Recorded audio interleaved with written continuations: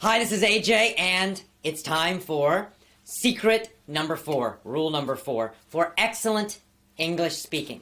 Now, you've learned 3 powerful ones already, and just using those 3, it's really going to help your English speaking.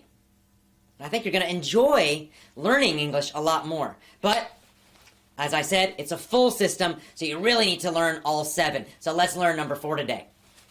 Secret number 4 is this: learn deeply.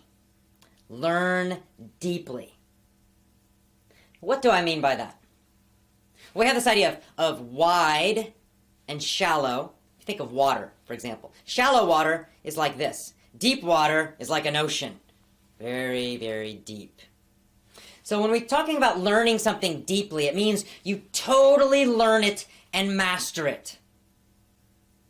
There's a great quote from a guy named Tony Robbins, which is this: repetition is the mother of skill. Repetition is the mother of skill. It means to be very skillful, to be very great at something. You've got to repeat it so many times. Well, that's basically what we're talking about here. Learning something deeply, totally, completely. Once again, it's the opposite of what happens in school in most English classes. What happens in the normal English class? The normal English school? The traditional way of learning? Well, you go very, very, very fast, right?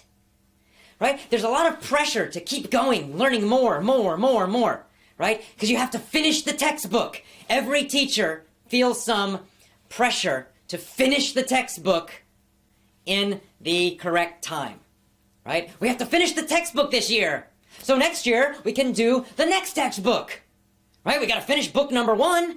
We got to do it quickly so that next year we can do book 2. It would be terrible not to finish book number 1 this year. That's the idea that they have, and it's totally crazy and wrong. So here's what happens.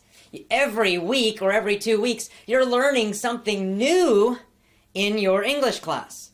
New grammar, for example.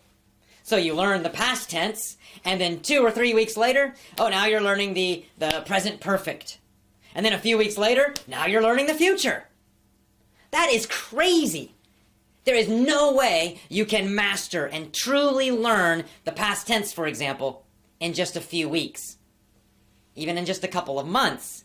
It's not possible. And then you start adding more and more and more and more. And of course, all the vocabulary lists. More and more and more every week. Another huge list of words to memorize. And there's all this pressure to go faster, faster, faster. So what happens, of course? You study all this stuff for the test. You memorize it, you take the test, maybe you get a good grade, maybe you don't. And then after the test, you forget a lot of it, right? Because you never learned it deeply. You just memorized it short term, and then you forget a lot of it. Or maybe you remember it, but you can't use it. I know you know the past tense, I know you've studied it, but do you always use it correctly? If the answer is no, if you still make mistakes, it's because you never learned the past tense deeply. Now, I have no problem with the past tense. Is it because I'm a genius? No. Of course it's because I learned English as a small child, and I mastered the past tense. How did I do it? How did I learn it so deeply? Through lots of repetition. My parents did not try to teach me the present perfect or the future progressive or something when I was very small. No, I heard the past tense again and again and again every single day, hundreds of times a day, thousands of times a day, until the past tense was so deep in my mind, I didn't need to think about it anymore. And I don't need to think about it. It's totally automatic. That is deep learning. That's what you need. You need to slow down and totally learn what you are studying, what you are listening to. You need to completely master it, to know it deep inside. Not just know it in your brain. It's the same with vocabulary. You might know a word, like if I ask you the meaning, you can tell me the meaning, but can you use it instantly in a conversation, a real conversation? If I say it in a conversation, do you instantly and automatically understand it completely?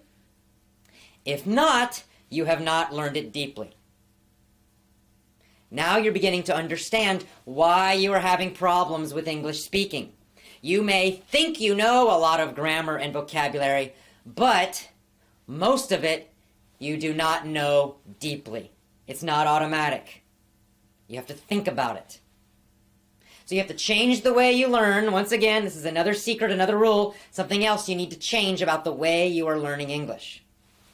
Now, the most basic way to do this is to do the opposite of school. So instead of hurrying, instead of trying to go fast and new chapter all the time, I want you to do the opposite. I want you to go slowly.